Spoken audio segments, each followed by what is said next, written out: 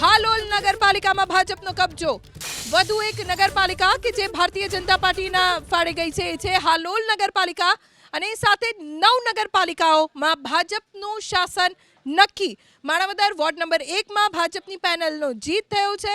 હાલોલ નગરપાલિકામાં ભાજપનો કબજો એટલે કે હાલોલ નગરપાલિકામાં ભારતીય જનતા પાર્ટીની સત્તા આવશે।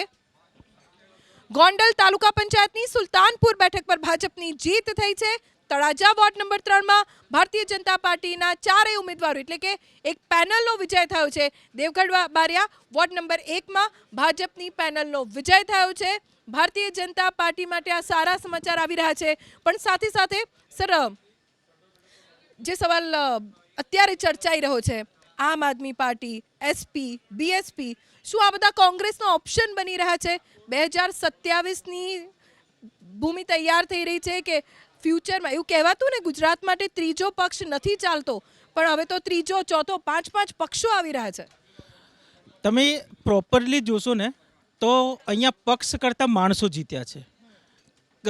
એસપી નથી જીત્યો, કાંધલ સરકાર કહેવાય છે ને એ જીત્યા છે। દ્વારકામાં ઈશુદાન ગઢવી જીત્યા છે। એ રીતે જ્યાં માણસો છે, એટલે એક વસ્તુ છે આ લોકશાહીનો વિજય કહેવાય કે જ્યાં તમે મજબૂત વિપક્ષ તરીકે મજબૂત લડાઈ દેખાડશો, જનતા તમને સમર્થન આપવા બેઠી છે। આ દરેક પક્ષે શીખવું પડશે કે આગળ જતાં જેમ બીજેપીએ દિલ્હીમાં મજબૂત સંઘર્ષ કર્યો તો જીતી, એમ અહીંયા ગુજરાતમાં જો કોંગ્રેસ સંઘર્ષ કરશે યા બીજા કોઈ સંઘર્ષ કરશે તો એના માટે જનતા ઓપન છે। જો અર્બન અને સેમી અર્બન એ તો ભૂલી જાય, પણ રૂરલમાં પણ ના જીતી શકતા હોય તો સમજો કે શું છે। તમે જો ગાંધીનગરમાં 3-3 છે, મતલબ ત્યાં તો કોઈ લડાઈ કરી છે ને કોંગ્રેસ માટે। 3 સીટ ગાંધીનગરમાં ખુલવી બહુ મોટી વાત કહેવાય। તો જ્યાં તમે મજબૂતીથી લડી રહ્યા છો ત્યાં જનતા સમર્થન આપે એટલે તમારે હવે રાજનીતિ ચૂંટણી વખતે ખોલશો તો નહીં ચાલે। 5 વર્ષ જનતાની વચ્ચે રહેવું પડશે, જનતા માટે લડવું પડશે। તમે વિરોધમાં હો તો વિરોધ પક્ષ તરીકે તમારું કામ બહુ ઇઝી છે, તમારે ખાલી જનતાના મુદ્દા ઉઠાવવાના છે।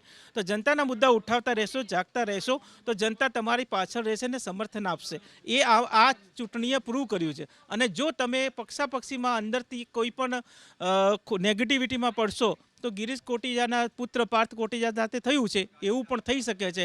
વિમલ ચુડાસમા સાથે જેમને ખુદ ધારાસભ્ય હોવા છતાં નગરપાલિકામાં કેમ ઉતરવું પડ્યું એને કોઈ ખબર પડતી નથી, તો જાતે જ એમને પોતાની ઇમેજ ડાઉન કરી છે।